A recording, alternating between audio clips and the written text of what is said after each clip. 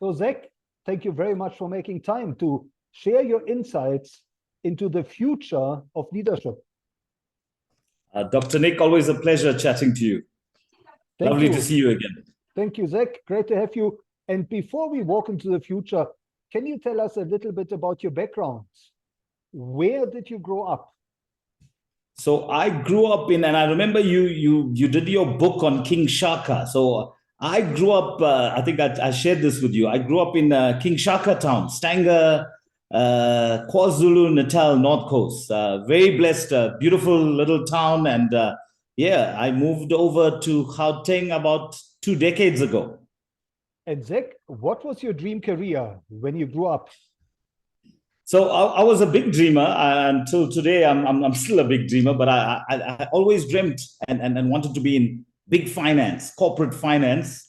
And I don't think I landed too badly as a commercial banker. So I always wanted to be in financial services. And tell us who inspired you in your early days. So yeah, that's definitely my parents. I always say I've won the ovarian lottery. So my dad taught me about, he was a typical career man. He worked for one company his entire life, and he taught me about hard work, loyalty. He started life. He worked for a family business down in the coast, fuel stations, and he started as a petrol attendant, and then studied bookkeeping, and eventually ran their accounts department. So most importantly, I think my dad taught me about you don't need to be the biggest earner to do things with pride and have a dignified life. So that was the lesson out of my dad. My mom, and that's the entrepreneurial side. I mean, I recall my mom driving back in the day when there were very few women drivers on the road, and she was a typical entrepreneur. Her first sort of gig was Tupperware sales, and I was an assistant, Doc, going to remote places in Stanger and hosting Tupperware parties. And then she did a lot of other temp work at retail stores, and eventually she became the majority owner of a CNA store in Stanger. And so yeah, that's where I get my entrepreneurial flair from. So blessed with that solid foundation. Now, Zach, today you're leading a very impressive career at one of the, in fact, I believe the world's most innovative bank, right? FNB. At one stage, we did have that accolade. Yes. So Zach, looking back over your career, was there a time, or maybe was there a turning point, a major turning point, where things could have gone different? Yeah, I think the biggest turning point is when I joined FNB in Stanger, the branch. Those days, branch banking. There was this huge queue of people trying to. Getting into the bank was quite a tough thing. And I remember joining as a temp teller, and that I noticed this young man. It's a tribute I'd like to pay to my good old friend. He's since passed on, Ranjit Baliram, and I watched him walk around smartly dressed with purpose. And I said to myself, after a few weeks, I said to the other bankers, who's this young man? He walks around with purpose. And they said, this chap is on the undergrad program for the bank. And Dr. Nick, the turning point was, we became friends, and I realized for me to accelerate in the bank, I needed to get onto this program. And Ranjit was my sponsor and motivator, and I managed to get onto that undergrad program. So for me, that was the turning point. Otherwise I would have got pretty bored. I was fairly ambitious in the young days, so it afforded me the opportunity to do different roles every few years in the bank. It was great. Now, Zach, since you mentioned the word purpose, can you tell us what is driving you today? So I think my biggest fan club is my wife, Roshni, and my boys, Diaran and Vyashan. And I think they're my motivating force. But I think I have this need to constantly be better than yesterday. A better dad, a better banker, a better human being. Just constant improvement, I guess. Right. Now, Zach, looking into the future, and I know it's a big question, but what does the future of leadership mean to you? That's a big one, Doc. So I think with with all these once-off events, news cycles, COVID lessons, I think, and work from home, mobility, there's this constant debate. I'm sure you're having it about optimal getting into the office and out. I think for me, it is less management and more leadership, inspiring and motivating people to be the best version of themselves. I think AI tools and stuff are there to do the repetitive stuff. Leadership is going to be about connecting the dots, empowering people, and building trust again in this new knowledge era we're working in. So I think definitely inspiring and motivating, connecting the dots, less management.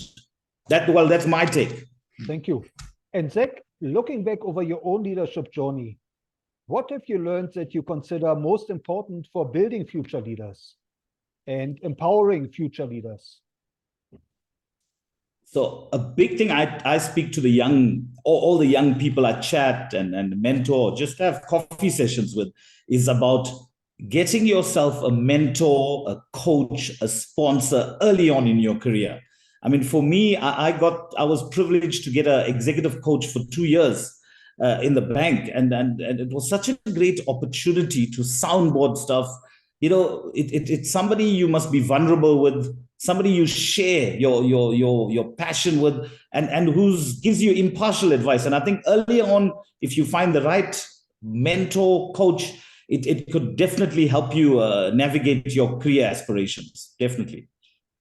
Now, Zak, these are challenging times as the world is stumbling from one crisis into the next.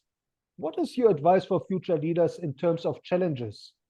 What are some of the biggest challenges they should expect to encounter in their career? Lots of challenges. So I just think, Doc, if you look at the geopolitics at the moment, the macros, the challenges from nationalization to globalization. I mean, we went from a low interest rate cycle to now a high interest rate cycle. There's so much volatility in the market.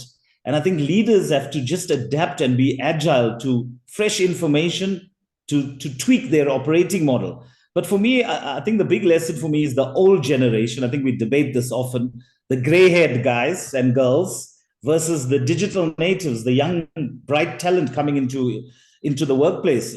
If you could strike I think there's good institutional knowledge and you also get bad institutional knowledge. But if you could strike an optimal balance between the wisdom of institutional knowledge and experience and the innovation and creativity coming out of some of the youngsters joining, somewhere in the middle there, you can create magic. And Zak, if you were to design a curriculum for future leaders, what are some of the new skills you would want to factor in?